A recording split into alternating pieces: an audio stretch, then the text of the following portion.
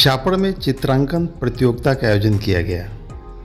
निचले असम के चापड़ शहर के अलाकोरे यात्रा नामक एक एनजीओ की अगुवाई में चापड़ शहर के नागपट्टी में स्थित नाट्य कला अकादमी प्रांगण में स्वभाव कवि हिरेन भट्टाचार्य के स्मरण में एक चित्रांकन प्रतियोगिता का आयोजन किया गया। इस उपलक्ष्य में एक सभा का भी आयोजन किया गया। इस सभा में साहित्यकार श्यामल दास, चित्रकार मुन्ना देव, नृत्य शिल्पी अर्पणा घोष, सामाजिक कार्यकर्ता तिलक चंद प्रसाद ने कला संस्कृति आदि के ऊपर भाषण प्रदान किया। मुन्ना देव, दीप बिंदुकर, विपाशा नाग और रत्नदीप सिन्हा के संचालन में यह चित्रांकन प्रतियोगिता संपन्न किया गया।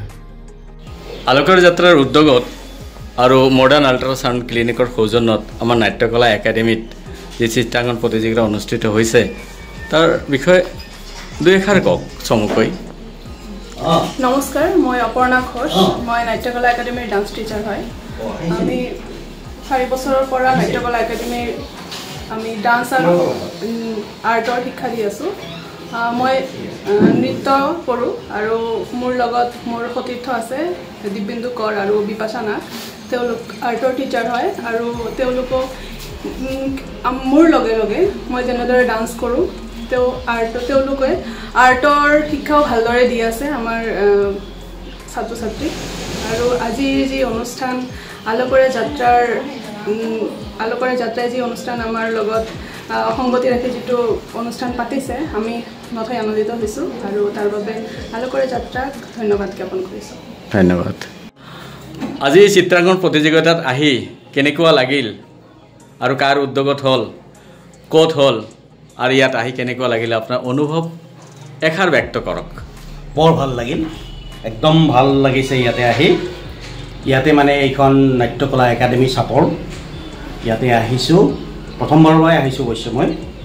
আৰু অহাৰ উদ্দেশ্য হ'ল আমাৰ আলোকৰে যাত্ৰাৰ উদ্যোগত আৰু মডাৰ্ণ আল্ট্ৰাসাউণ্ড ক্লিনিক চাপৰৰ সৌজন্যত এখন চিত্ৰাংকন প্ৰতিযোগিতা ইয়াতে অনুষ্ঠিত কৰিছে আৰু এই অনুষ্ঠানটোৰ নাম দিছে হিৰেন ভট্টাচাৰ্য সোঁৱৰণী চিত্ৰাংকন প্ৰতিযোগিতা।